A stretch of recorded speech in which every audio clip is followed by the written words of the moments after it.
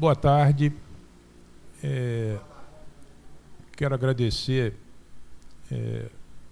os colegas que vieram aqui do Antônio Pedro, gentilmente. A coordenação fica muito grata com a presença do professor Dr. Mauro Romero Leal Passos, professor titular de DST da UF, que fará a sua apresentação, da enfermeira Miriam da Silva Cunha, mestrado e especializada em HPV e imunização, e a doutora Carla Jardim Maia, ginecologista, também apresentará a sua aula numa relação de HPV com CA de colo de útero. Acho uma aula muito rica, a coordenação fica muito grato com a participação dos palestrantes. Fico grato ao doutor José Moura, que fez essa relação e conseguiu que os colegas pudessem ter uma disponibilidade de trazer a sua informação e a sua sabedoria sobre o assunto. Quero trazer na mesa, eu acho que o professor Mauro, não é pela idade, mas pela normação, então eu queria chamar... Isso, então... queria, não é pela idade, mas sim pela deferência, chamar o professor Dr. Mauro e depois a enfermeira aqui.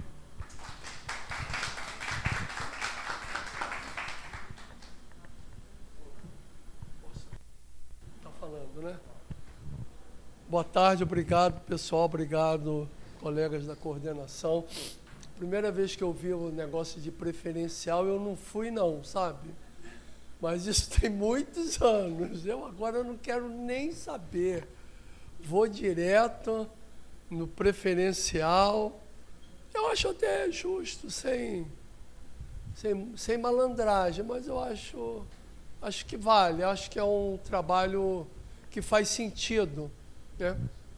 Então, e nesse sentido da preferência, também eu fico feliz de estar aqui conversando com vocês sobre um tema extremamente velho, mas vocês não acreditam como o tema é velho.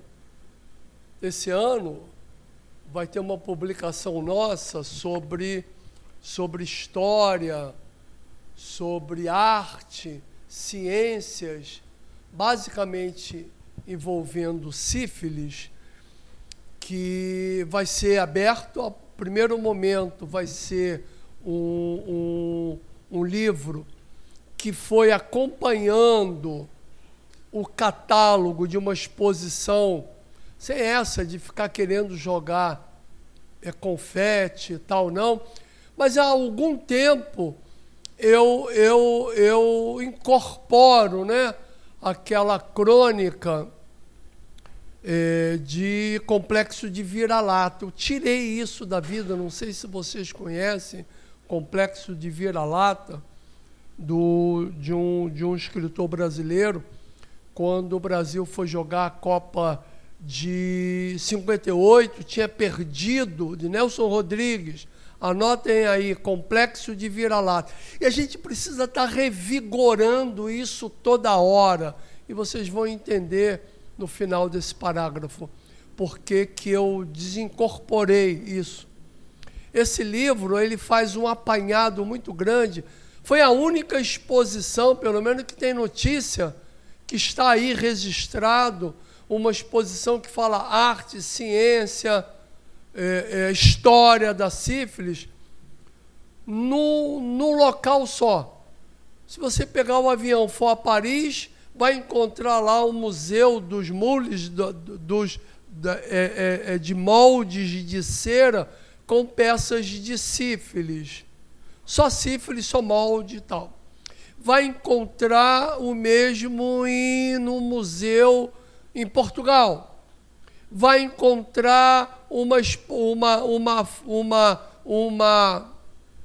quadro em tal lugar em Paris, outro em Nova York. Você vai encontrar coisas isoladas. Se botar no Google aí, história da sífilis, vocês vão encontrar um fatozinho pequeno. Se encontrar sífilis em era medieval. Acabei de comprar um livro que chegou para mim tem uma semana sobre coisas ligadas a artes de sífilis na era medieval. Vocês vão encontrar Cristo sendo açoitado com 2 guardas com o nariz em cela, no qual os autores falam dessa hipótese, né, que está toda uma discussão de que a sífilis foi enviada para a Europa por Colombo, e a gente sabe por N situações, por situações genéticas, e uma coisa pouco explorada são situações de arte, de paleontologia, de história da arte. Então a gente fez uma exposição patrocinada pelo Ministério da Saúde no Paço Imperial,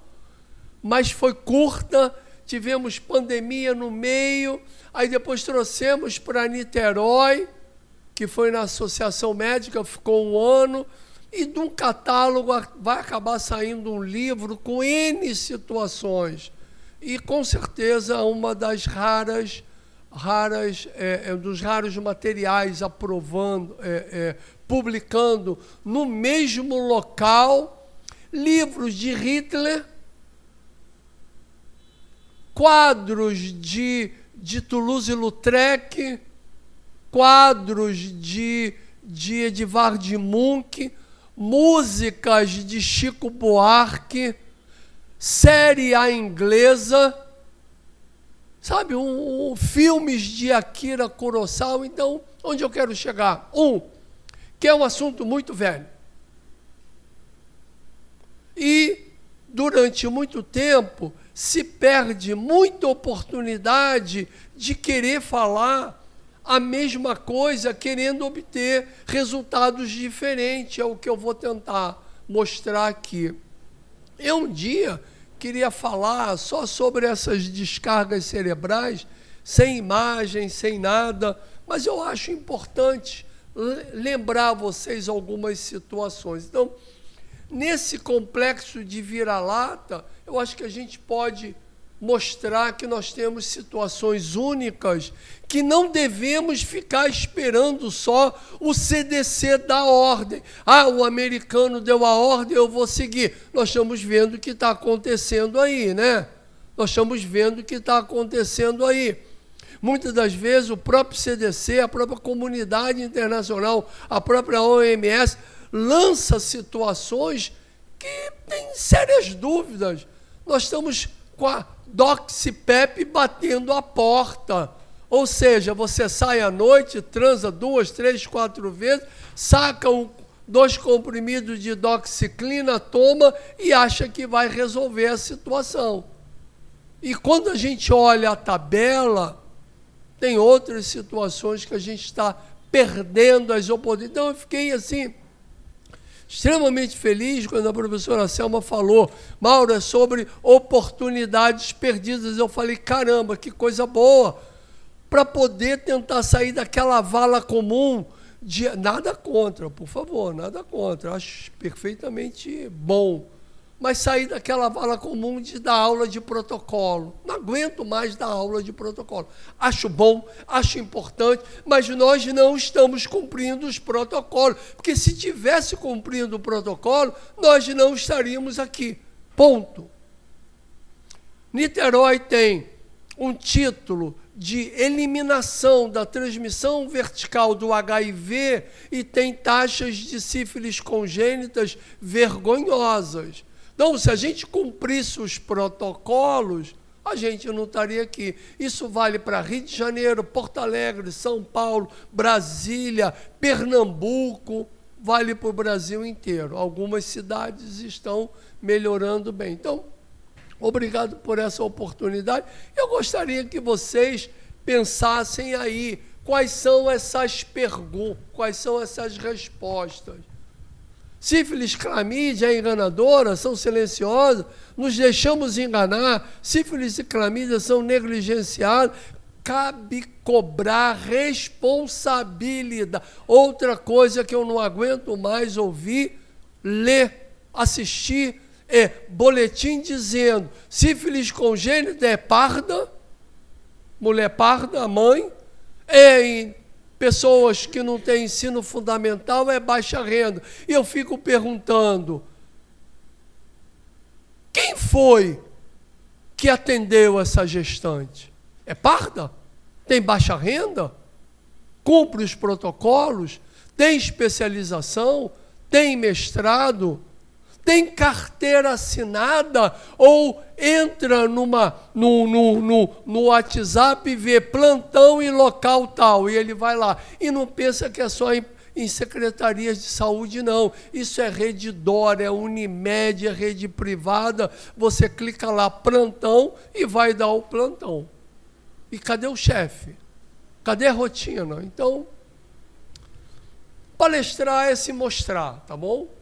É se mostrar. É mostrar as suas potenciais virtudes e as suas grandes deficiências.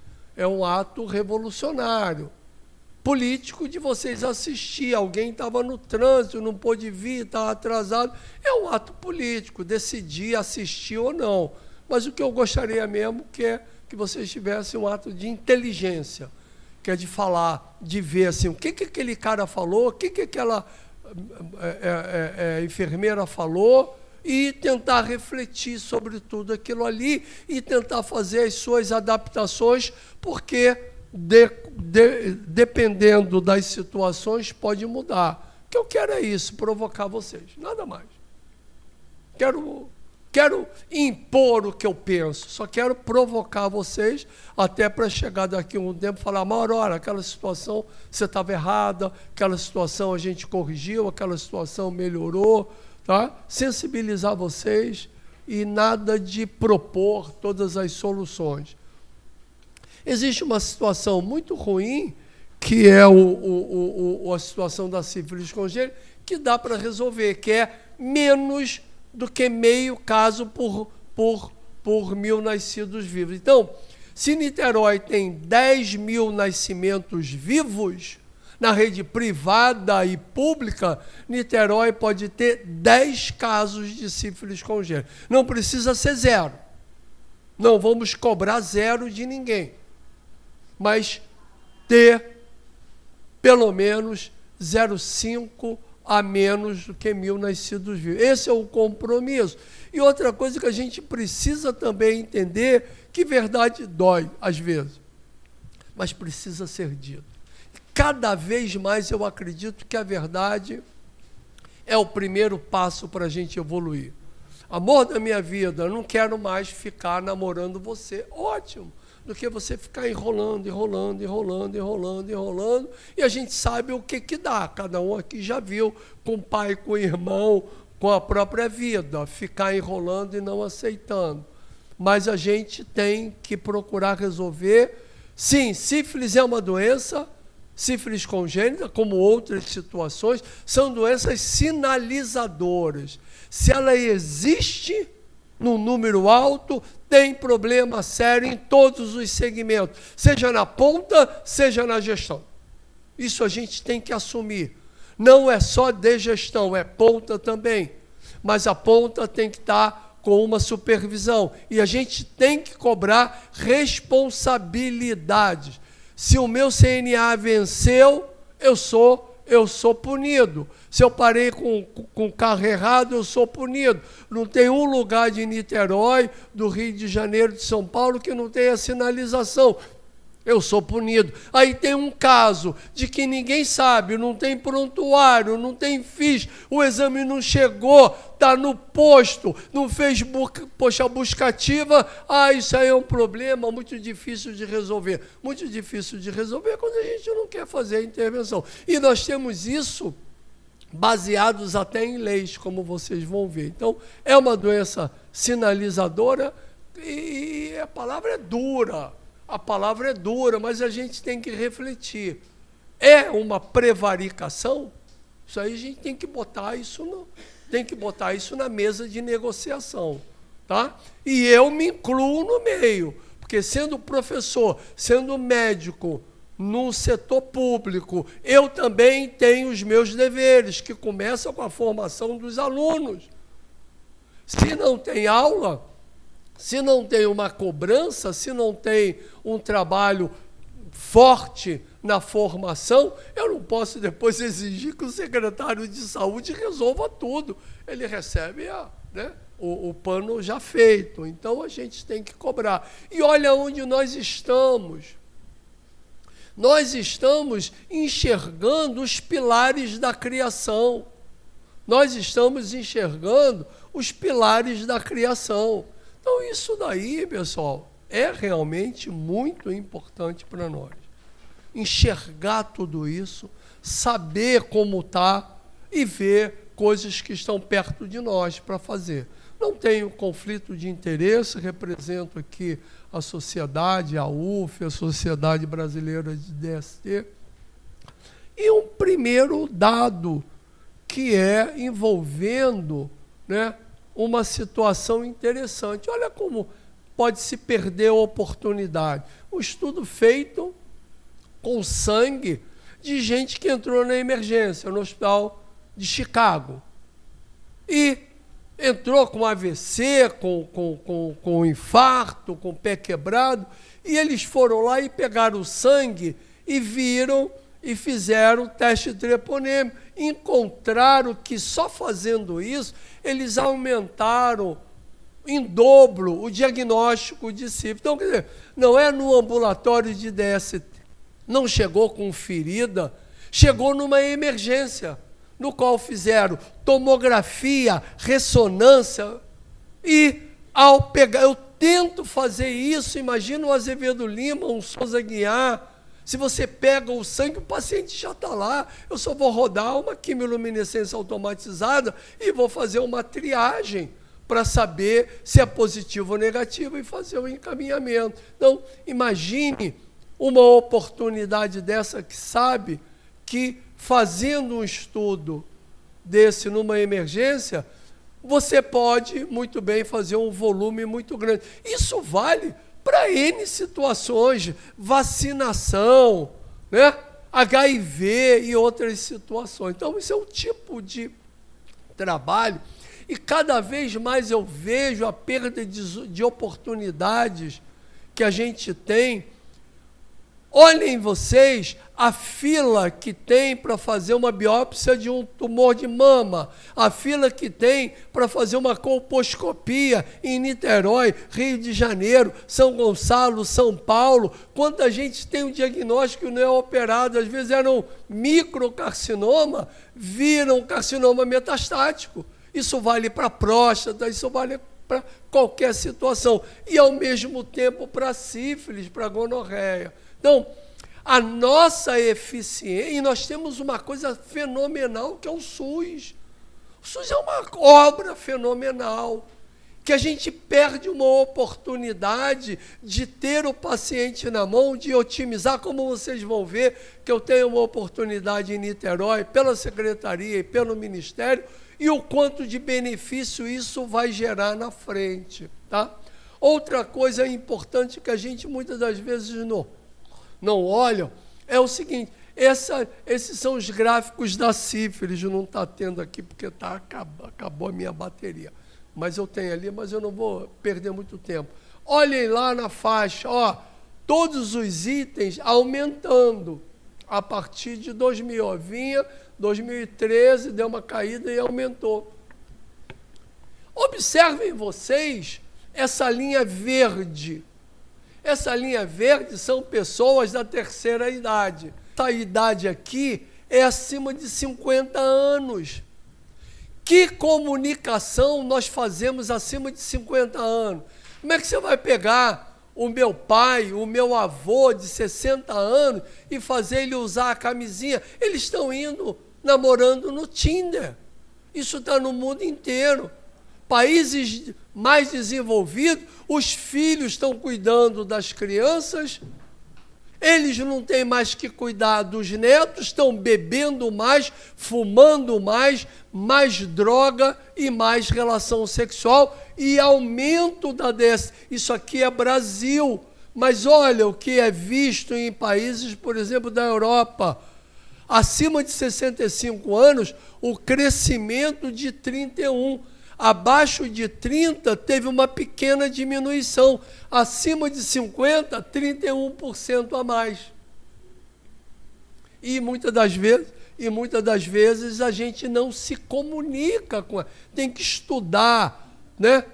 Embora nos 4 anos até 2 houve um número de menos sífilis por jovens adultos na Inglaterra, houve 31% a mais. Será que a gente não está perdendo a oportunidade de conversar com pessoas acima de 50 anos, perguntar e fazer o teste e chamar para uma conversa? Eles estão bebendo mais, eles estão usando mais droga, eles estão transando. Eu atendo em Niterói, senhoras e senhores com 60, 70 anos, com sexo em grupo, que tem...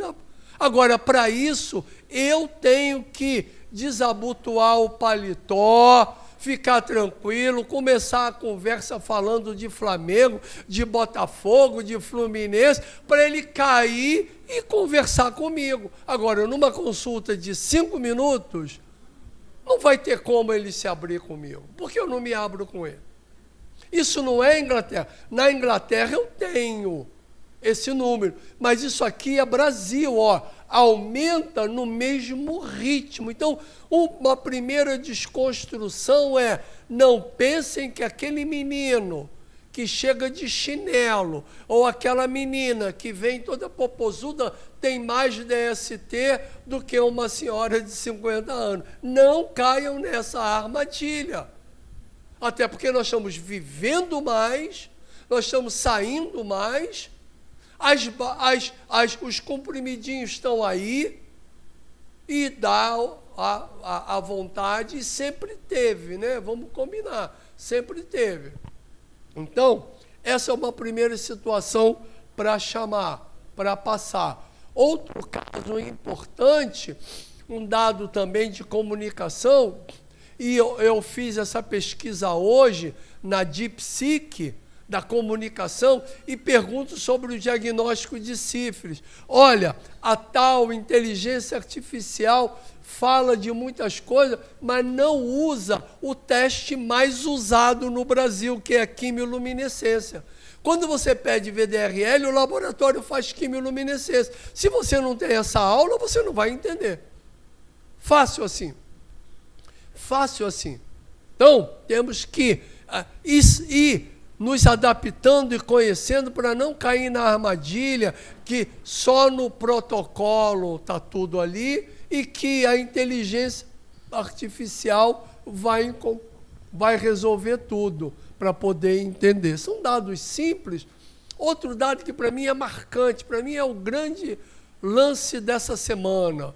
Trabalho nosso, parceria com a Secretaria de Saúde de Niterói, com o Ministério da Saúde, nós temos possibilidade de fazer coleta de urina e conteúdo vaginal, uretral ou anal, para fazer rastreio de sífilis e gonococo. E no nosso serviço, embora às vezes passe um ou outro, eu peço: passou aqui, professor, eu vim aqui para tomar um café. Homem, urina. Se for mulher, deita ali, eu vou passar um suave. Quero saber. Não quero saber. Vocês vão olhar o número que nós estamos encontrando em Niterói, tá? Que foi apresentado ontem, né, Selma? Não sei, ontem, na iniciação científica de aluno nosso. Ó, mostrando todo esse material no setor, investigar a ocorrência de clamídia e gonorreia no setor de DST. Pacientes atendidos de 2001 a 2024, teste por biologia molecular, que a rede tem. E que eu escuto dos colegas coordenadores o seguinte: Mauro, o pessoal não está fazendo porque dá muito trabalho para preencher uma tal ficha GAL. E as pessoas às vezes não preenchem. O Brasil todo tem dificuldade porque você tem que preencher uma ficha para mandar para o laboratório. Então, nós fizemos isso nos pacientes, tem aqui 171, não está? Mas essa frase é importante. De 171 pacientes que nós coletamos, 27% com resultado positivo. ou para clamídia, ou para gonococo, ou para os dois. São dados 3, 6 de co-infecção, 12 por clamídia, 11 por Neisseria, num total de homens e mulheres. Olha que número! Olha que número! Ah, Mauro, mas é setor de DST. Tá bom, ok. Mas se você botar na rede, talvez caia para 20, ou para 19, ou para 15. Caramba, 15 é um número absurdamente grande. Esse pessoal está andando por aí e o Ministério da Saúde repassa os insumos. Agora, tem que ter um cidadão na ponta que colete. Muitas das vezes chega paciente que vive com HIV com 46 anos de idade, 45, você prescreve uma vacina contra HPV, vai no posto, não pode fazer porque não está na idade. O cara faz PrEP, o cara tem 10 parceiros por dia, por semana, e ele não toma vacina porque não está na rede e a vacina sobrando muitas das vezes por aí. Então, medicina não é só protocolo. Medicina é bom senso, é conversar. Uma tática para um grupo pode ser completamente ineficaz para outro grupo. E eu, como profissional de saúde, tenho essa possibilidade de entender. Então, esse estudo aqui é de Niterói, do nosso setor, graças a uma parceria que a gente faz. E até podemos melhorar, a gente tem falhas aqui também. Mas, olha, uns dados interessantes. E até numa menina que veio vítima de abuso sexual, veio de outro município, não é de Niterói, veio de outro município, com pai que abusou, com teste todos os primeiros negativos. A gente coletou a urina, porque a urina é mais fácil, mas eu voltei para a menina para a mesa, com cuidadinho, fui lá, coletei de material vaginal, na urina dela deu negativo, no suave vaginal deu positivo. E no exame de acompanhamento, 1 mês e meio depois, HIV positivo, numa criança de 7 anos, que veio para tratar de condiloma acuminado como vítima de abuso sexual do próprio pai, denunciado pela mãe, pela avó, que quando foi visitar o filho na cadeia, ele foi preso, lá na cadeia fizeram outro exame e deu positivo. Ela não quis ficar no município de origem, veio para Niterói. E a gente, a porta aberta, atendeu. Então, são oportunidades que eu sempre falo, brincando, mas extremamente sério, é o seguinte: quem mais ganha dinheiro? Quem mais ganha dinheiro? É quem tem dinheiro. Quem mais faz gol? Atacante, batedor de pênalti. Ele pode até perder. Quem mais tem DST? É quem já vem com uma queixa. Então, não percam a oportunidade de abrir o leque. Veio com condiloma, vai para HIV, vai para hepatite B, hepatite C, clamídia, gonococo. Essa criança, com tudo isso, com 8 anos de idade. Como foi descoberto? Porque a avó entrou no quarto e viu ela com um primozinho de 9 anos, nua, se roçando. Ela falou: fulana, que coisa é essa? Aprendi com meu pai. Isso não é uma coisa isolada, por favor. Não é uma coisa isolada. Só vai escutar isso quem abrir espaço para conversar. Quem não abrir espaço, tchau e bênção, né? Tchau e bênção. Essa menina já está em terapia antirretroviral. Então, concluindo ali, né? Rastreios são necessários, co-infecção não são desprezíveis. Achou uma, procura a segunda. Achou a segunda, procura a terceira. Tá? Então, outra coisa que a gente tem que assumir. É difícil, quando eu falo isso em Secretaria de Saúde, o pessoal fala: Maurinho fica brigando muito. É uma lei. Quando eu passo no sinal fechado, a lei diz: Maurinho vai ser multado. Quando eu paro no local proibido, tem uma lei: Maurinho vai ser multado. Tem uma lei de 75. Tem uma doença de notificação compulsória. É obrigatório, mandatório que o gestor sanitário faça a vigilância epidemiológica. Vigilância epidemiológica não é revisão de ficha. Vigilância epidemiológica é ir no posto. Quem fez o pré-natal dessa gestante? Maria Joaquina, José João. Por que você não fez? Ah, Mauro, porque não tinha exame. Por que você não tratou? Ah, porque eu não tinha penicilina. Por que você não foi na casa dela? Ah, porque eu não tenho olho. Por que você não telefonou para ela? Porque o posto não tem. Sabe, é uma série de... E aí fica por isso mesmo. E no final o boletim do Ministério vem, a mulher é parda. Não aguento mais pardo, não aguento mais pardo. Tinha que acabar com pardo no mundo. Porque eles iam botar outra coisa. É parda e tem ensino e tem baixa escolaridade. E quem faz o trabalho? Quem faz o trabalho não merece investigação? Isso a gente não aparece no boletim. Se ela era concursada, se ela era de uma OAS, se ela foi treinada, se ela tem o material, quantos minutos ela tem. Isso não aparece, esse profissional. Então, essa lei tem que ser cumprida. Eu teria vergonha de ter um boletim, como eu falo no Ministério. Eu não assinaria. O Ministério da Saúde do Brasil tem 26% de sífilis primária em gestante. Eu tenho uns 3 slides de cancro duro em mulher. E o Brasil tem 30% de sífilis primária. Ou seja, errado. Errado. Quem preencheu a ficha? Por que não foi fiscalizar? Ah, porque eu não tenho carro.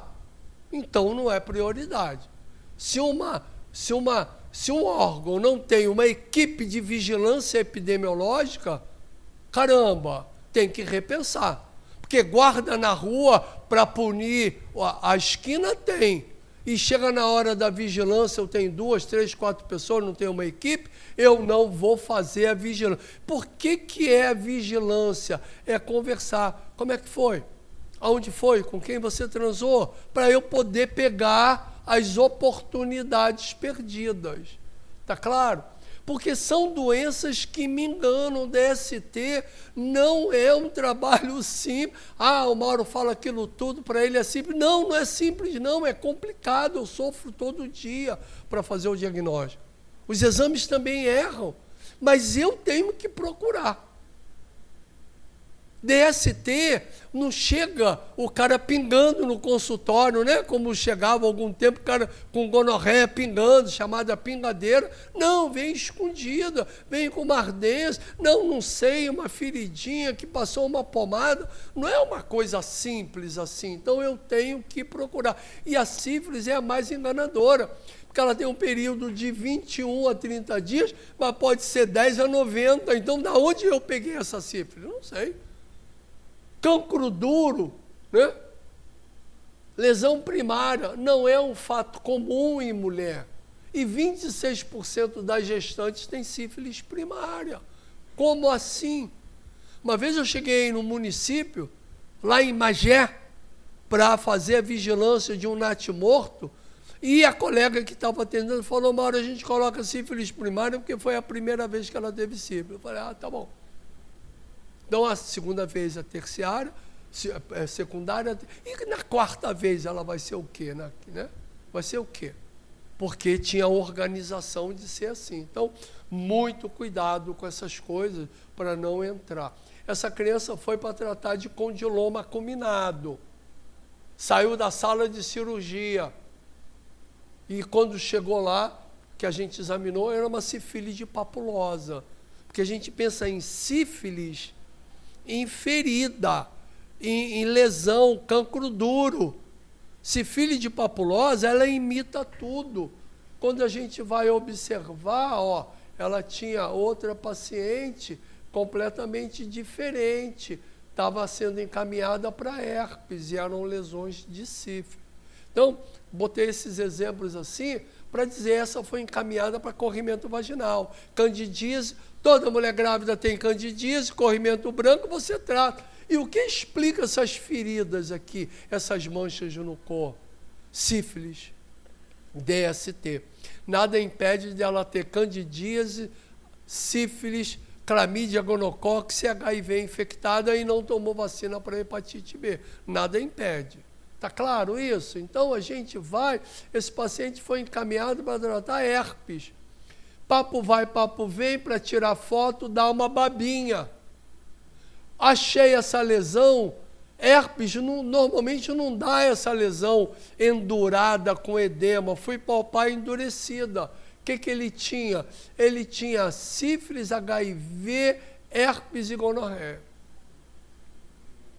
Está claro? Então, co-infecção, elas andam de rotina. Elas andam de rotina. É o que eu brinco sempre. Entrou na minha frente, eu faço aquele painel logo. Ah, mas eu não quero saber. Anti-HBS, HIV, HCV, bababá, bababá, rotina, eu não quero saber. Ah, mas você só vai diagnosticar 1 ou 2. Ótimo, eu tratei bem 1 ou 2, do que eu não deixei esses caras passarem. Está claro isso? Então, E a sífilis ainda.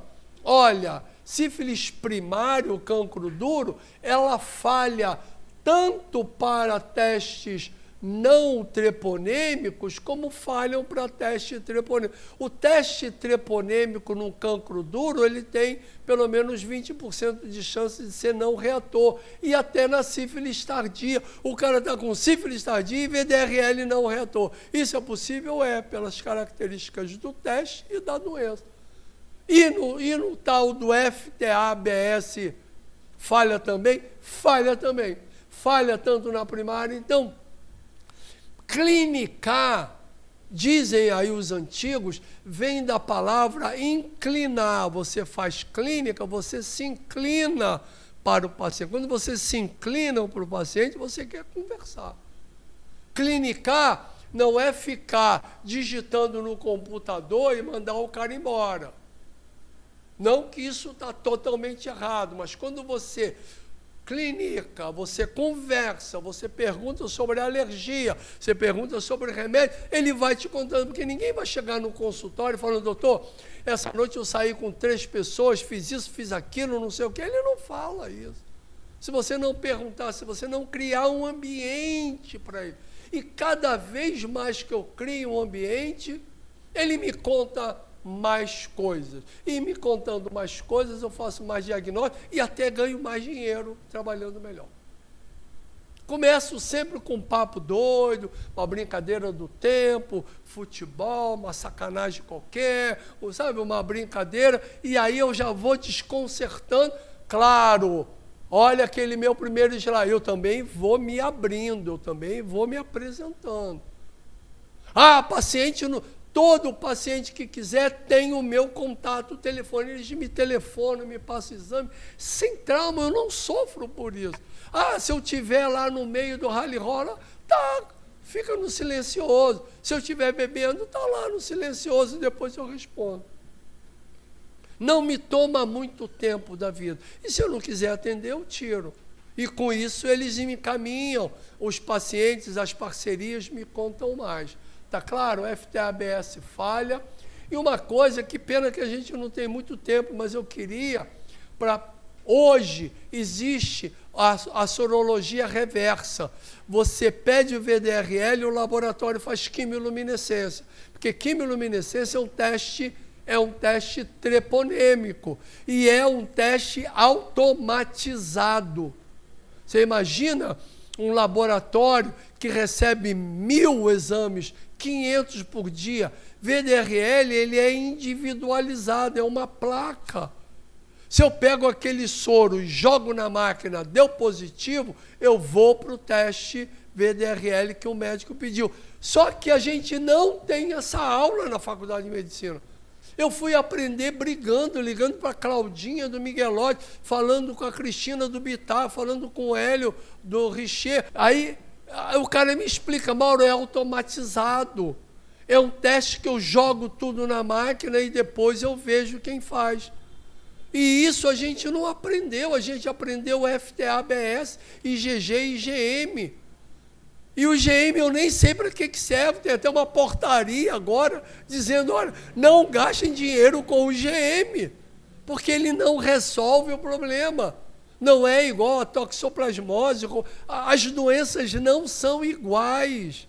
O IgM pode estar positivo e ser crônico, e pode ser agudo com IgM negativo, não são iguais. Então, eles fazem o não treponêmico, que é diagnóstico e controle de cura, só que ele vem com um número, 19, 20 índices, e eu pego, não todo dia, mas com muita frequência. Ah, Mauro, eu estou acompanhando aqui, e ele estava 30 e agora deu 19. Aí ele estava 19 e agora deu 22, não está descendo, e eu já fiz 3 tratamentos. Eu pego o paciente com 5 rodadas de 6 ampolas de benzetacil.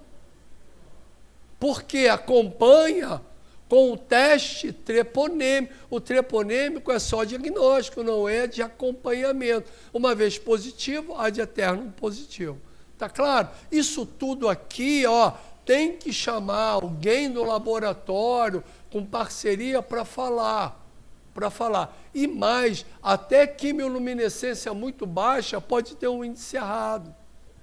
Já aprendi isso. Agora, para isso eu tenho que atender. Eu tenho que olhar a bula. Se vocês olharem o exame, todo o exame tem uma bula embaixo. Teste assim, teste assado, parâmetro tal, parâmetro assim, feito pela máquina tal, que a gente não tem. E tirem da vida de vocês. IgM, não gaste esse dinheiro da prefeitura, do Richer, do Bittar, da Unimed. Vai ser raro. Está se tentando um IgM bom por aí, mas ainda não está no mercado. Está claro? Então, são essas situações. Esse foi um estudo que nós publicamos dizendo que de índice de 1 a 4 tinha uma chance de ser falso positivo, porque ele tem uma especificidade muito grande. Isso aí é uma outra aula de sensibilidade e especificidade. Tá, já vou acabar. Então, sabe, pensem nisso, estudem um pouco sobre isso para poder aprender um pouco mais sobre essas situações. Então, o controle, isso daqui é para tirar café e botar vinho, cerveja na mesa. Preferência puro malte, gelada. Os nossos testes no Brasil, eles têm uma padronização irregular, eles não são confiáveis. Cada marca pode dar um título, cada laboratório pode dar um título, ele é observador dependente. Por que eu falo isso? Porque isso entra no critério de cura de uma gestante, que vai ser critério de definição de caso para sífilis congênita ou não. 1:2 chega a 1:4, pediatra interna. 1:2 chega a 1:8, o pediatra para. Mas está dentro dessas variações. Marcavana, Laborquim, depende da concentração, depende do observador. Isso é uma coisa que merece. E mais, tem estudo patrocinado pelo Ministério da Saúde do Brasil, estou cobrando dos colegas, isso tem que ser publicizado. Os testes no Brasil não são comparáveis aos testes internacionais e eles têm diferenças sérias entre eles. Ah, desculpe, tá bom, fica aqui. Tá claro isso? E eles são observador dependente ainda. Cada um pode dar um título. Isso tem trabalho já feito, precisa de divulgação. Então, muitas das vezes, vai no laboratório dele, encontra 1:2, vai no meu laboratório 1:4, 1:8. Não é que aumentou, são variações de leitura. Muitas das vezes são variações até de época de coleta do exame. Então, essa é uma aula, esse é um trabalho que a gente precisa fazer mais forte. Tá? As titulações entram no critério. Então, eu tenho que ter confiança que aquele 1:2 é 1:... Olha, variar um título está dentro da marca do mundo. De 1:2 para 1:1 está tranquilo. 1:2 para 1:4 está dentro do pacote. Mas muitas vezes a gente vê 1:2 e 1:16 com outro exame. Aí melou a vida da gente. E claro, se eu sou pediatra numa situação dessa, eu prendo o neném, penicilina na veia dele 10 dias, claro, não vou soltar. Outro dado interessante, que eu não sei para que serviu. Olha, um inquérito no Brasil, no qual os hospitais responderam dizendo que 17% realizam condutas essenciais à criança exposta e 18% realizam condutas para a criança. Só 17% faz o certo. Caramba, imagina uma maternidade respondendo isso. E a maioria absoluta das maternidades não responderam. Você imagina o que ocorre na vida real. Então, essa história, bom que seja gravado, daquele laboratório da Baixada que deu isso, que deu aquilo, aquilo ali é a ponta de um iceberg. Várias outras coisas acontecem, que a gente tem documentado, tá? E o que eu faço com esses dados? Qual a responsabilidade? Qual foi o desfecho para essas maternidades que responderam isso? Eu visitei? Eu acompanhei? Olha o pré-natal que a gente recebe de um natimorto. 1, 2, 3, 4. Aguardando exame, aguardando exame, aguardando exame. E o bebê morre, pô. E o bebê morre. Olha, cartaz da década de 40. Lembra daquele slide no início? Será que a comunicação não é igual? 80 anos falando a mesma coisa. Mãe, vá ao pré-natal. Mãe, faça o exame. Mãe, peça exame. Olha o que o CDC fez também. Olha, nós temos que sair da zona de conforto, porque fazer a mesma coisa... Nós estamos vendo aí os Pablo Marçal da vida, saíram daquela coisa e tiveram um índice enorme.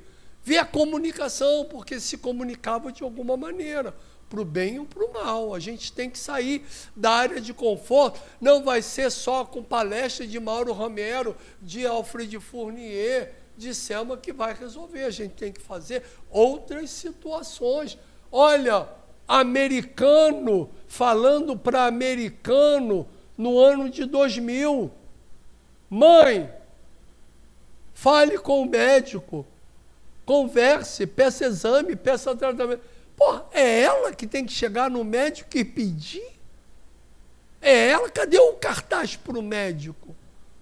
Cadê a chefia do posto que vai observar no final da semana o que ele atendeu, como ele atendeu, qual foi o diagnóstico? Isso vai aparecer anos depois num boletim. Isso é pobre. Tem que ser na rotina. O que acabou o dia, o que acabou a semana, o que você fez. Uma coisa que eu vi e tive na faculdade, eu não sei se vocês verem agora, é revisão de prontuário. Alguém daqui já viu revisão de prontuário no atendimento? Alguém daqui já teve revisão de prontuário? Alguém já? Eu nunca vi uma ficha de notificação totalmente preenchida. Eu nunca vi uma ficha totalmente preenchida. Nunca vi. Tem até idade ignorado, cor ignorado. Falta algo. O médico tem que estar presente. Parcerias sexuais. Isso daí pode ser N situações, pode ser uma gonorreia, clamídia, hoje micoplasma genital, tricomoníase. Se a gente não pesquisar, esse colo aqui eu dou a aula que eu quiser desse aula. Quem faz ginecologia vê isso daqui, eu dou a aula que eu quiser com esse colo do outro. Se eu não pesquisar, tchau e benção. Isso pode ser normal, final de menstruação, ectrop, pílula, um monte de coisa que pode ser isso aqui. Mas eu só vou saber que não tem Neisseria ou gonococo se eu pesquisar. Está claro? E a gente tem isso na rede. A gente tem isso, não esse na rede, mas a rede de Niterói tem clamídia e gonococo. Tem clamídia e gonococo. Olha que slide interessante, americano falando para americano. King Holmes falando para médico americano. Nós precisamos diagnosticar e tratar mais e melhor. Você imagina em Queimado, Baixada Fluminense, São Gonçalo, Parada 40. Você imagina como anda essa situação. Está claro isso aqui? Perdendo as oportunidades, perdendo e só diagnostica e precisamos de atitude. Pô, eu fico feliz da vida de ter essa oportunidade, porque isso daqui é uma atitude. Ah, pode ser muito pequenininha, Mauro, o ideal seria fazer esse evento para 2.000 médicos em Niterói, mas se cada um daqui, esse mês ou mês que vem, diagnosticar um caso, nós avançamos, porque é de casa em casa, né? E quais são os compromissos? Primeiro compromisso é ter uma decisão, vou fazer uma reunião. Segunda, ter um planejamento, vai ser na sala tal, vai gravar, vai ter um café, vai ter uma água, vou conversar. Esse prefeito de Barra do Piraí, que foi o mesmo que falou que resolve a taxa de natalidade em Barra do Piraí, fazendo castração das mulheres, ele teve o planejamento e a decisão de botar um avião na praça em Ipiaba. Eu acho esse avião lindo.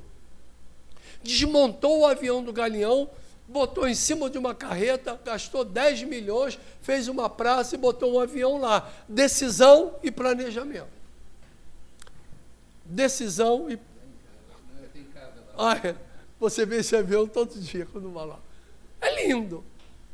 Isso daqui é o exemplo. Eu fico, não está aqui não, tá? Mas na próxima vez eu vou mostrar. Eu fico apaixonado quando eu vejo um ensaio, um esquenta de uma bateria de mangueira, de viradouro, de cubango, de salgueiro. Você vê uns molequinhos de 16 anos, sabe? Um sincronismo, não tem um erro agora. A dele, se ele errar, o cara vai, você não entra mais aqui, olha lá, você bateu errado, tem um planejamento. Eles param 400 ritmistas num desfile de escola de samba e começa certinho.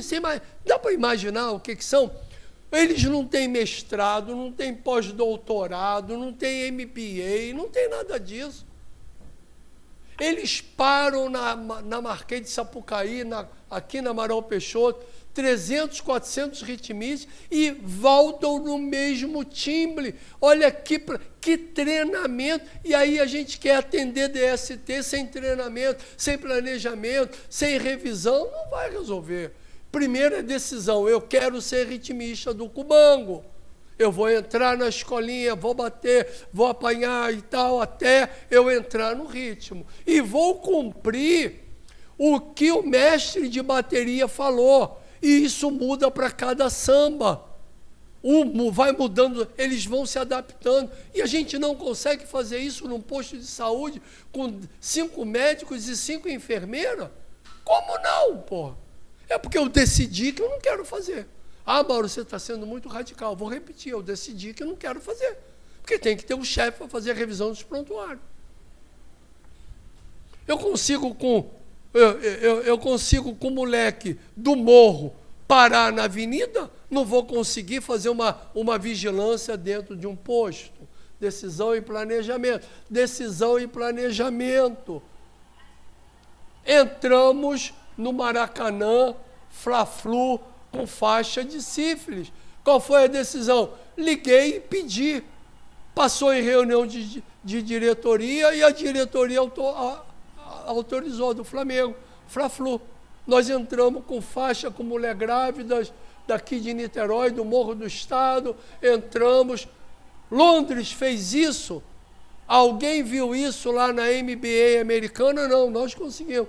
Planejamento, decisão e pedir, conseguimos uma coisa. Você imagina o Brasil todo, em outubro, em todos os jogos pararem e fazer isso. Olha que comunicação diferente.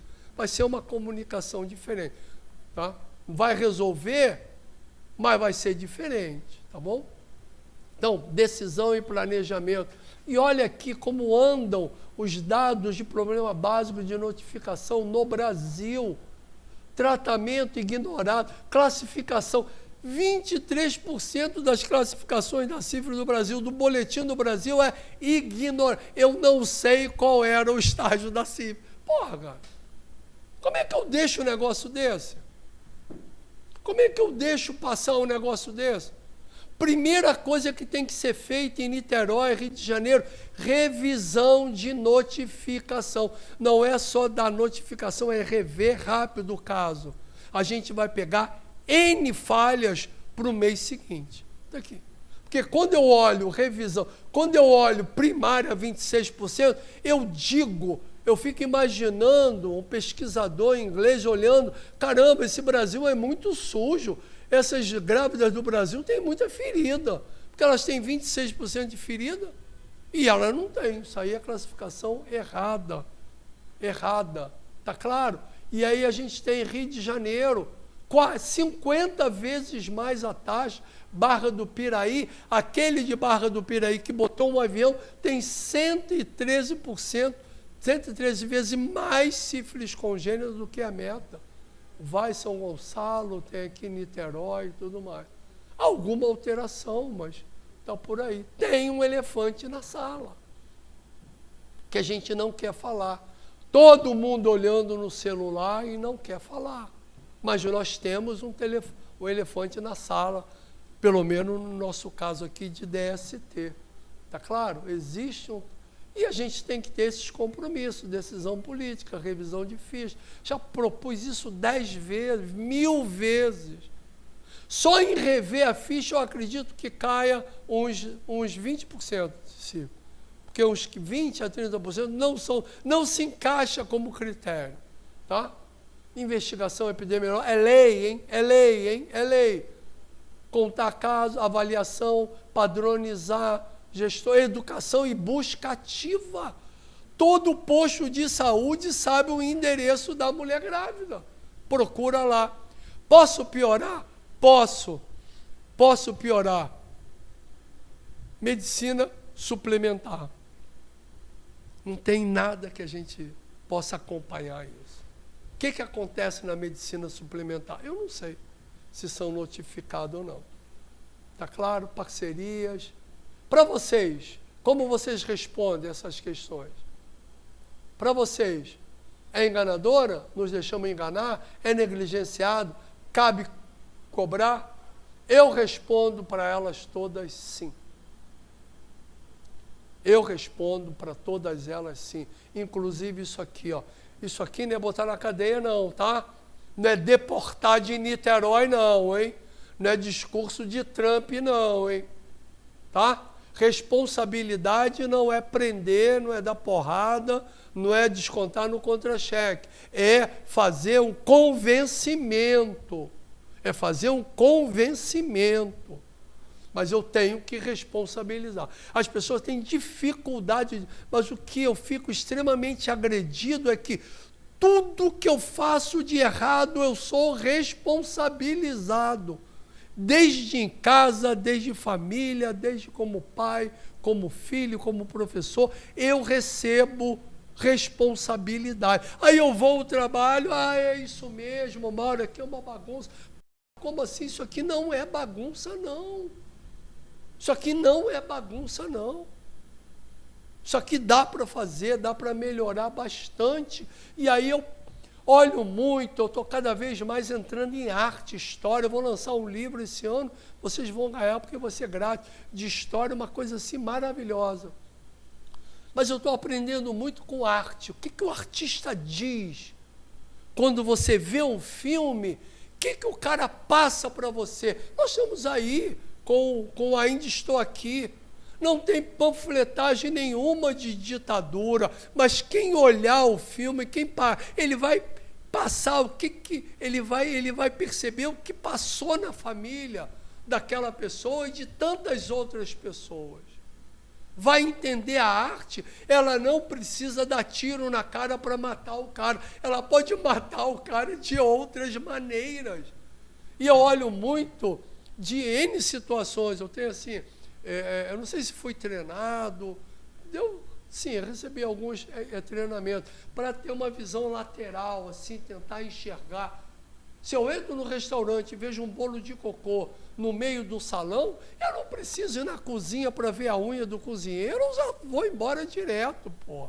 Já vou embora direto.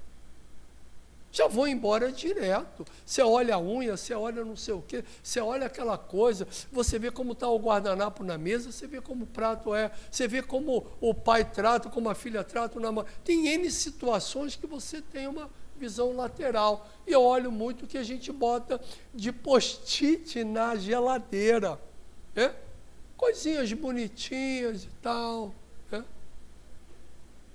Verei quando puder, ou para mim é um caso sério, urgente. A gente tem que ver qual post-it a gente quer botar na geladeira. Né? Eu acho que acabou, né? Pode, ele já está. Então, pessoal, obrigado. Creio que eu falei demais. Perdão pelo tempo. Muito boa aula. Quero perder a oportunidade. Eu só queria dizer, professor, que eu não vou lá tomar café na sua sala e acho que nenhuma menina aqui do Mais Médico nem residente vão ter o prazer de ir lá na tua sala, que elas ficaram com medo de ir lá. Mas tomaremos café com o senhor fora da sua sala, tá certo? Seguindo aqui a apresentação, não quero ser antidemocrático, eu não sei se é a doutora Carla ou a enfermeira Miriam. Não há preferência aqui de nacionalidade nem de nível superior, tá bom? Estará bem-vinda, doutora Carla. Doutora Carla, ginecologista, vai fazer uma apresentação sobre a relação de HPV e CA de colo de útero. Tenho certeza que será brilhante, como foi o doutor Mauro. Muito obrigado mais uma vez, doutor Mauro, e muito obrigado, doutora Carla. Boa tarde, os professores, doutor Mauro Romero, professora Selma, os outros professores, a Miriam também, que já é professora, né? E boa tarde aos colegas médicos que estão aqui. E eu vou falar um pouco. Por que eu digo que é um pouco? Porque a minha apresentação do mestrado foi bem grande e a gente tentou reduzir, mas tem, assim, vai ser bem colocado com relação ao que o professor Dr. Mauro Romero falou, com relação a não perder oportunidades, né? E nós vamos falar um pouco sobre o HPV e a sua relação com câncer do colo do útero. Bom, o meu trabalho, né, do mestrado, nosso trabalho foi feito no bairro aqui de Niterói, Viradouro, e foi com relação ao conhecimento das mulheres, o que elas sabem da relação do câncer de colo de útero e do HPV. Como o professor falou, muitas oportunidades se perdem e nós não entendemos por quê. Por que o câncer de colo de útero ainda é tão grande no nosso país, no Brasil, se nós temos um exame tão básico, tão antigo, como o professor, nem sei quanto tempo até, o senhor sabe quanto tempo? Que já... Pois é, um exame já tão antigo, e o porquê? É algo para a gente pensar, para a gente tentar entender o que está acontecendo, né? Uma vez que nós temos a oportunidade de ter o SUS, onde nós temos a facilidade de ter esses exames gratuitos para a população que mais precisa, e por que ainda temos o câncer do colo do útero como um dos cânceres mais importantes no país. Bom, então, o trabalho foi avaliação do conhecimento das mulheres sobre o vírus HPV e a sua relação com o câncer do colo do útero. A infecção sexualmente transmissível, né, a IST, pelo vírus HPV, ele é o principal fator para o câncer do colo do útero. Nós sabemos que o câncer ele é multifatorial, ok? Porém, com relação ao câncer do colo do útero, nós sabemos que é a infecção persistente do HPV que leva ao desenvolvimento do colo do útero. É algo que leva bastante tempo para desenvolver. Então, temos tempo de descobrir através de lesões precursoras.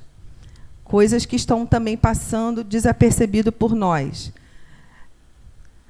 A associação entre a infecção e o vírus HPV e o câncer do colo do útero, isso é extremamente importante. Técnicas eficientes, porém, a coleta é insuficiente. Tudo isso para a gente poder pensar. Vamos pensar. Se há uma técnica tão eficiente, que é a técnica do Papa Nicolau, que é um exame preventivo, né? Falado coloquialmente, que é um exame preventivo. Porém, por que ainda, mais uma vez eu digo, por que ainda temos um índice tão grande de câncer de colo de útero? Dificuldades na divulgação, informações sobre HPV levam ao desconhecimento da essência de técnicas para o controle da doença e a disseminação do HPV. Então, não é só a sífilis, não é só a gonorreia, não é só a clamídia, o HPV também está aí, né, extremamente disseminado, e cada vez mais nós conseguimos observar problemas, os preventivos, apresentando já lesões precursoras, por causa dessa falta de informação, dessa falta de divulgação. E aí, como o professor falou, apesar de sermos poucos aqui, mas podemos cada vez mais usar disso que a gente conhece, do nosso conhecimento, para a gente poder melhorar isso. Bom, qual foi a justificativa para fazer essa pesquisa? O câncer do colo do útero é um dos mais frequentes tumores na população feminina. No Brasil, a mortalidade ainda é alta, configurando um problema de saúde pública. Extrema relevância em avaliar uma comunidade de Niterói e o conhecimento dessas mulheres com relação à relação do HPV com o câncer do colo do útero. Então, eu escolhi a comunidade de Viradouro, né? Mas eu acredito que isso não é uma realidade muito diferente dos outros bairros. As hipóteses.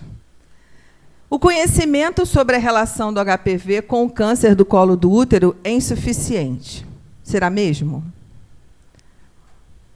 Será que é por não conhecer a relação?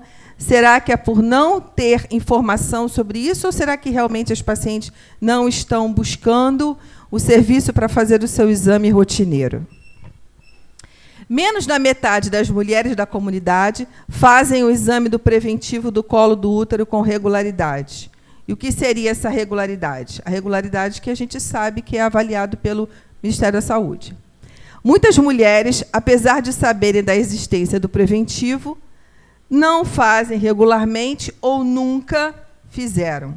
Então, levantamos essas hipóteses e fomos avaliar através de um estudo nessa comunidade. Objetivo geral. Então, o objetivo do presente projeto, a gente pegou um questionário de Waller et al., é um questionário, e, através desse questionário, tivemos a oportunidade de fazer várias perguntas, não só sobre o conhecimento delas com relação ao câncer do colo do útero, mas também outras perguntas. E uma pergunta assim, bastante interessante, que o professor estava falando, nós observamos que a vida sexual de algumas mulheres começou muito cedo. Nós tivemos uma menina, uma paciente que falou que começou a vida sexual com 8 anos. Claro que vocês imaginam o porquê, né? E, com isso, a gente começa a perceber o quanto nós estamos desatentos, às vezes, com relação a isso. Muitas das vezes, as mulheres não falam isso com ninguém, e nós, no consultório, temos essa oportunidade, porque, às vezes, elas vão abrir o coração para nós. E aí a gente faz aquela consulta rapidinha, resolve, tá. É preciso a gente investigar um pouco mais. E aí você vê, num questionário, ela abriu e falou, né? Na verdade, teve várias, mas assim, aqui teve com a idade mais baixa, foi essa de 8 anos, que ela disse que sofreu um abuso. E imagina, se o câncer do colo do útero, né, se o HPV ele é uma infecção persistente e ela leva um bom tempo para desenvolver o câncer mesmo, a gente observa através das lesões precursoras, uma menina que sofreu a exposição do HPV com 8 anos, ela tem a possibilidade de apresentar o quadro muito cedo, concordam? Então, por isso que essa conversa também com elas é de tão importância, ok? Então, vamos lá. Material e método, desenho de estudo observacional, analítico e transversal. O período da coleta de dados foi de julho de 2021 a dezembro de 2022. Foi no Programa Médico de Família do Viradouro, aqui em Niterói. O público-alvo foram mulheres cadastradas, né, escolhidas aleatoriamente. 191 mulheres a partir de 18 anos. Aí vocês vão perguntar, ué, mas por que você começou a pesquisar a partir dos 18 anos, se não é a idade que o Ministério da Saúde coloca para colher? Ora, justamente porque o questionário, se vocês um dia quiserem ter acesso, esse questionário ele é bastante interessante, como eu falei, é um questionário produzido por o Alert Hall, na Inglaterra, e ele traz muitas, dá para você destrinchar, e tem muitas coisas nesse questionário que você consegue captar, né? E, principalmente, ter uma ideia com relação à idade que as meninas perderam a virgindade, que muitas das vezes não foi pela vontade própria, e sim por abuso. E outras. Instrumento de coleta de dados, como eu já falei, o questionário. Discussão. A dinâmica com as participantes, através do questionário, permitiu captar uma rica gama de informações. Sim, esse questionário é muito rico. Seria muito bom se a gente tivesse um dia a oportunidade de validá-lo aqui no Brasil, mas aí já é um... A gente até pensou com o professor Licínio, né? Mas é uma questão burocrática complicada. Mas esse questionário ele traz uma gama de informações sobre essas questões com as mulheres. Proporcionou um espaço para sanar dúvidas das participantes sobre o tópico dos questionários. Então, as pacientes chegavam à sala, ao posto. Eu fui a única que fiz as perguntas para elas, eu levava elas para uma salinha, lá elas se sentiam confortáveis, né? E podiam conversar e falar, e a gente ia fazendo questionário. Elas não eram um ambiente ameaçador, era um ambiente discreto, um ambiente calmo, onde elas podiam falar. E foi aleatório, sim, fomos pegando as mulheres. E foi interessante porque elas aproveitaram para tirar dúvidas de algumas coisas, né? Não foi só o momento do questionário. E também observar algumas coisas que elas responderam que às vezes não tinha nenhuma relação com a questão do questionário em si, com relação a câncer de colo de útero HPV, mas eram questões importantes. A coleta de mulheres a partir de 18 anos, sem limite de idade, apesar da recomendação do Ministério da Saúde. Nós pegamos até senhoras. Tá? Entrou, se eu não me engano, acho que é uma senhora de 70 e poucos anos. E foi muito interessante, porque algumas mulheres, né, com essa idade, nunca tinham tido vida sexual ativa. E aí também foi uma outra fala que a gente pôde observar dessas mulheres. A discussão. A constatação da prematuridade, né, da vida sexual, que pode levar ao maior risco da exposição do vírus do HPV, não só do HPV, como as outras doenças sexualmente transmissíveis também. O desenvolvimento do câncer do colo do útero. A importância de realizar o preventivo o mais cedo possível. E a falta de informação sobre o HPV. O trabalho ele mostrou que todas as mulheres já tinham ouvido falar sobre o exame de preventivo, sobre o exame de Papa Nicolau. Muitas não sabiam que a palavra era Papa Nicolau, mas elas sabiam do exame de preventivo. Mas muitas não sabiam nada sobre o HPV. E sobre vacina, então, e a vacina ela está disponível no posto de saúde, né? Eu vou falar isso mais para frente. Conclusões. Entre as mulheres participantes da pesquisa, quase 80% já ouviu falar sobre o HPV. e já conhecem ou ouviram falar sobre o exame de Papa Nicolau. Olha que coisa interessante. 80% já tinham ouvido falar sobre o HPV. E praticamente todas já tinham ouvido falar sobre o exame do preventivo. Nós, assim, conversando, né, sobre isso, e os orientadores, a gente compreendeu também que, por se tratar de uma cidade, né, de um bairro como uma cidade como Niterói, que tem mais esclarecimento, a gente acredita que também tem a ver com isso. Será que, se fosse feito num outro local, numa outra cidade, será que teria esse mesmo resultado? Não sei. A relação do HPV com o câncer do colo do útero é conhecida pela maioria das mulheres da amostra que participaram da pesquisa do Programa Médico de Família do Viradouro. Isso foi uma surpresa. Isso foi uma surpresa. Eu não sabia, nós não achávamos que iríamos encontrar. Isso tudo foi feito com dados estatísticos. Não coloquei as tabelas aqui, porque o tempo é curto, e eram 47 slides da minha defesa, por isso eu não coloquei não coloquei as tabelas aqui, mas depois foi feito os dados estatísticos e a gente chegou a essa conclusão, que foi surpresa. Eu, sinceramente, achava que a maioria não tinha entendimento sobre isso. Mais uma vez falo, acredito que, por se tratar de uma cidade como Niterói, onde talvez tenha mais informações, né, e mais oportunidades, eu acredito que as mulheres tinham esse entendimento por isso. Agora, sobre a existência da vacina para a prevenção do HPV, verificou-se que quase 30% das participantes não tinham conhecimento sobre esse imunizante, apesar de fazer parte do Programa Nacional de Imunização. Nós sabemos que mulheres que tenham passado, né, da idade que é para tomar vacina e que são portadoras de HIV, elas podem ser vacinadas e devem.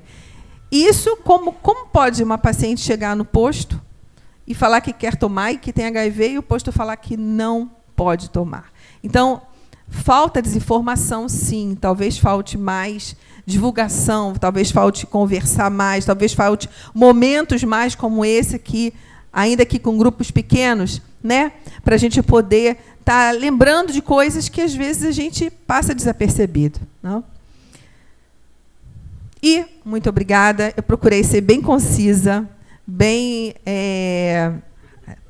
concisa, bem sucinta, porque isso aqui já é com certeza já é de conhecimento vasto de vocês sobre isso, mas era só para colocar para vocês que, embora nós tenhamos ido fazer essa pesquisa, imaginando que essas mulheres não teriam conhecimento da relação do câncer do colo do útero, e elas tinham, a pergunta fica: por que, então, o câncer do colo do útero ainda é um dos principais cânceres e ainda mata mulheres no nosso país? Então, vou deixar essa pergunta com vocês, tá bom? E agora vem a Miriam.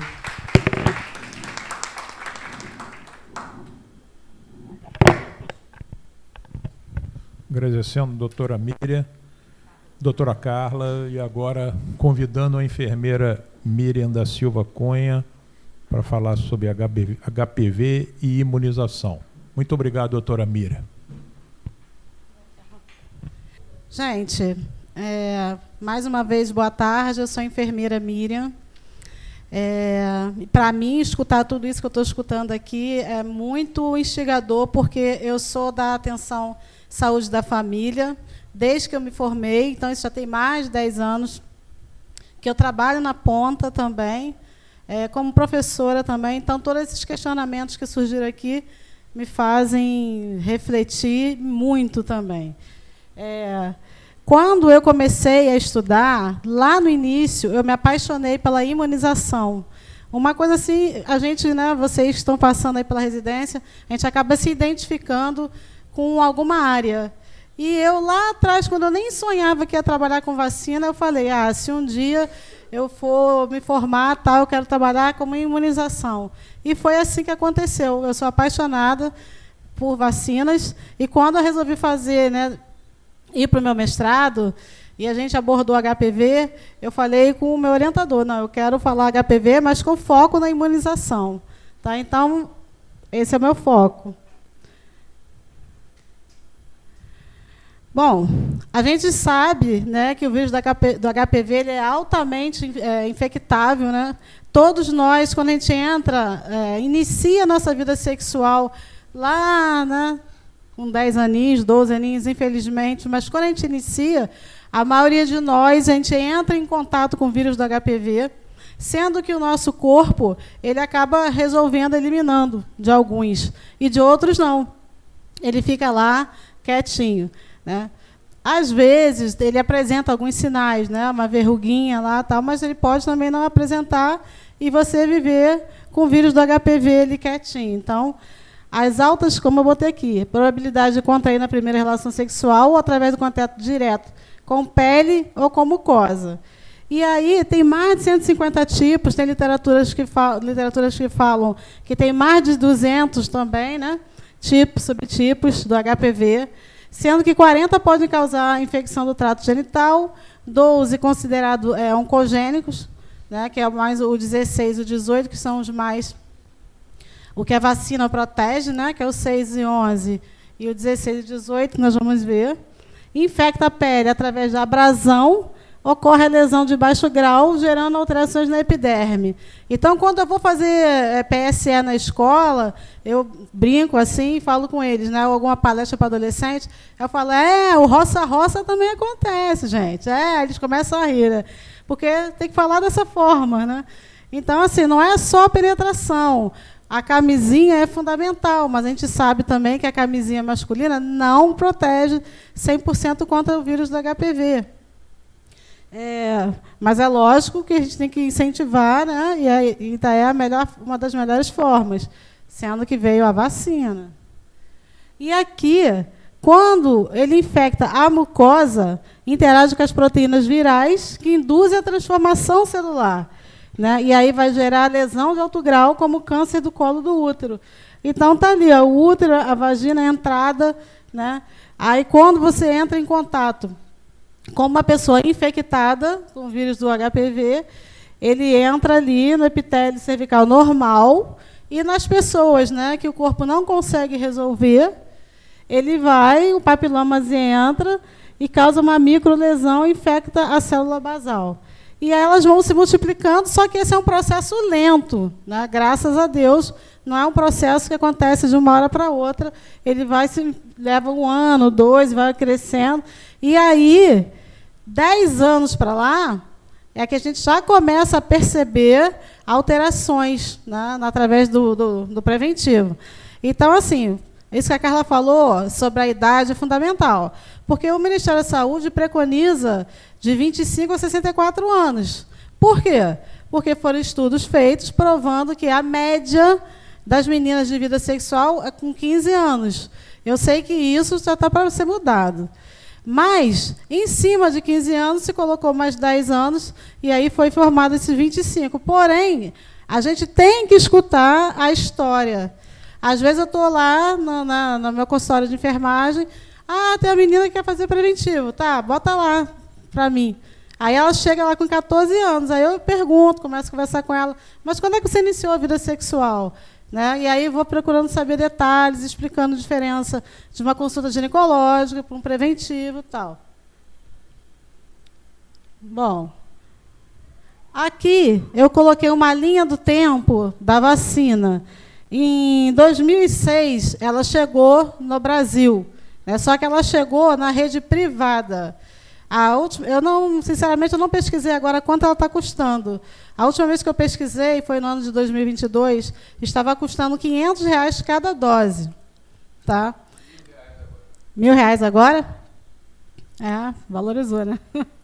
E aí, em 2014, ela entrou, né, na campanha nacional aqui no Brasil, só para as meninas. Nessa época, eram 3 doses, né, o preconizado. Era uma na hora, a outra 6 meses depois, e a terceira só 5 anos depois, que nunca aconteceu, né? Isso caiu muito rápido. E foi para meninas de 11 a 13 anos. Eu esqueci de falar que isso aqui também é um subproduto da minha defesa, né? Que foi sobre imunização, que foi também no Viradouro. Eu trabalhei como enfermeira nesse PMF do Viradouro por alguns anos. E eu fiz a minha pesquisa lá, e depois o meu artigo que eu publiquei foi sobre imunização.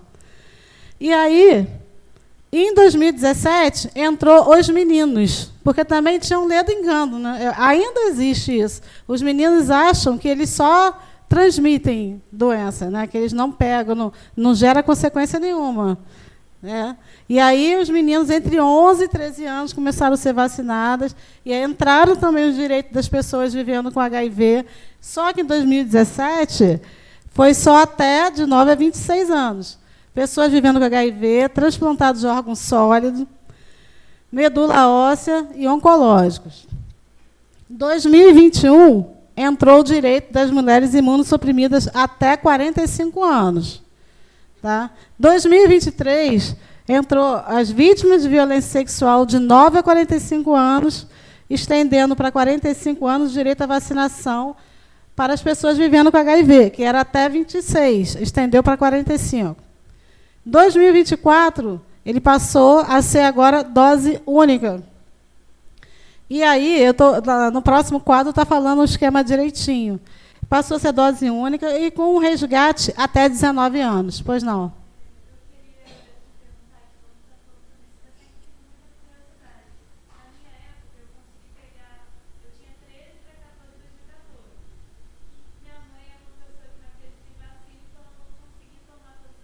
Sim.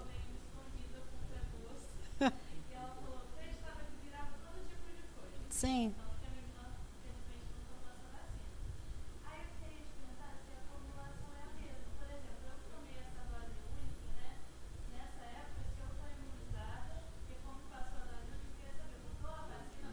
Não. A vacina continua a mesma.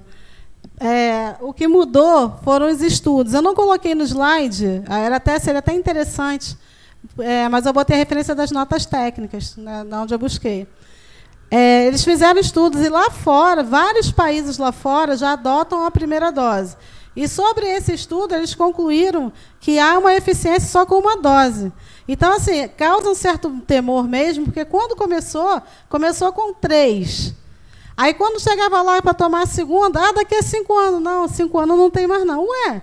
Aí pensa assim, mas como é que antes, para te considerar imunizado, eu tinha que tomar 3, agora só tomar 2? Eu digo sim, porque as coisas mudam. Eu explico, né? Existe uma ciência que pesquisa, né? Os doutores estão aí para isso, tal. E aí concluiu que não precisa. Aí beleza, aí caiu para 2. Aí ficaram 2. Quando eu comecei a fazer uma busca ativa dos adolescentes, e aí algumas mães vieram, mas o meu filho falou, agora você perdeu. O quê? Aí eu digo, agora é uma dose só. Mas eram 2, agora meu filho está imunizado? Tá? Ele não fala imunizado, né? Usa outra expressão. Aí eu falei, tá, mas como assim? Mudou alguma coisa? Eu digo, não, o que mudou são os estudos, né, que, graças a Deus, continuam evoluindo. Então, lá fora, se você for buscar depois, você vai ver N países que já adotam uma dose. Né?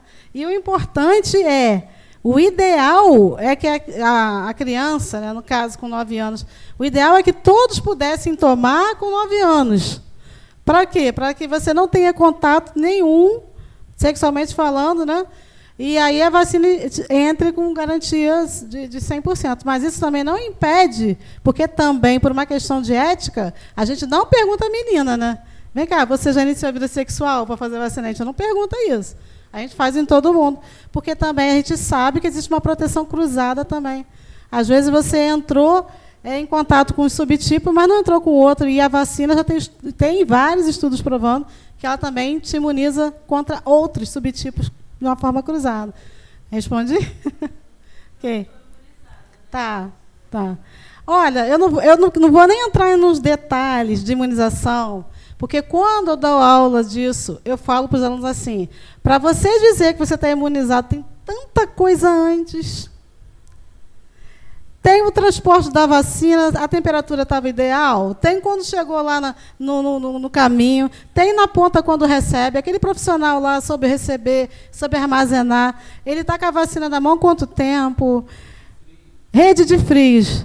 E aí tem gente que já toma um antitérmico profilático antes para evitar e baixa a produção de anticorpos. Então, assim, para eu chegar e falar para você, você está imunizado?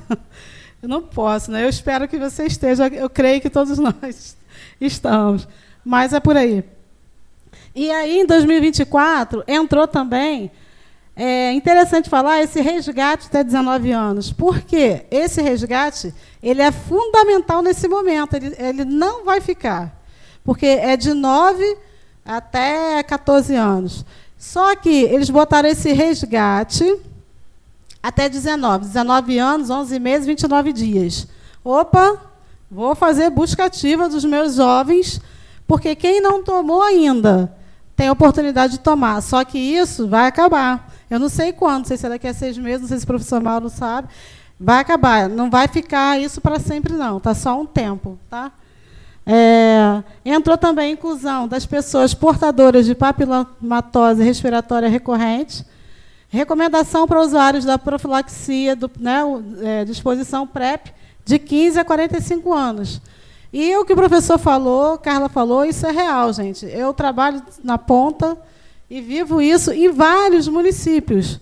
Não foi só em Niterói, vários municípios que eu passei. E os profissionais que atuam ali na sala de imunização, infelizmente, têm medo, né? Muitas das vezes não fazem porque estão inseguros, e também precisa ter um laudo médico. Tá? Não basta só a pessoa chegar lá e falar, eu tenho HIV, eu tenho isso, não. Tem que ter um laudo médico dizendo que ela tem, para poder tomar a vacina. E aí ficou assim, ó, as meninas e meninos de 9 a 14 anos, dose única. Pá, é isso.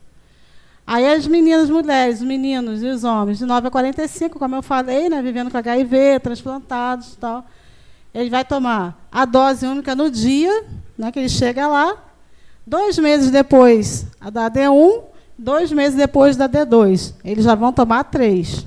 Tá? As vítimas de abuso sexual de homens e mulheres de 9 a 45 anos e entre 9 a 14 anos, 11 meses e 29 dias, vai tomar a primeira e depois 6 meses após a D1. E embaixo, entre 15 e 45 anos, vai tomar, porque aqui está dividido, tá? Porque essas pessoas vítimas de abuso sexual de 9 a 45, se tiver na faixa etária de 9 a 14, o esquema é um. Se tiver na faixa etária de 15 a 45, o esquema é outro, tá? Por isso que está separado aqui. E a vacina contra HPV, como eu falei, ela é quadrivalente, né? Essa que nós temos no SUS.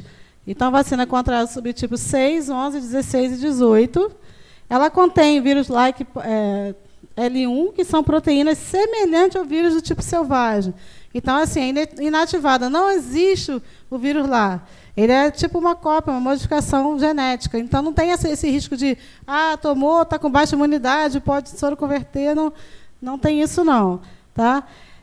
Quando começou, teve muitas meninas passando mal, desmaiando em São Paulo, teve um grupo de estudos lá, pesquisaram elas dos pés à cabeça e nada foi encontrado, foi tudo aqui, ó, psicológico.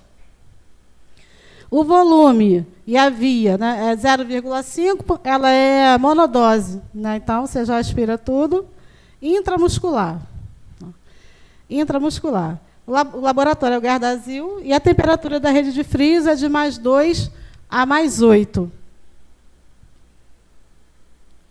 Aqui eu botei as referências das notas técnicas. E obrigada. Se alguém tem alguma pergunta, me coloca à disposição. Quero agradecer imensamente a presença do Dr. Mauro, doutora Miriam, doutora Carla e a enfermeira Miriam, pela presença, pelo aprendizado, e a coordenação fica eternamente grato de vocês terem a disponibilidade de vir aqui e dar uma apresentação digna da capacidade de vocês.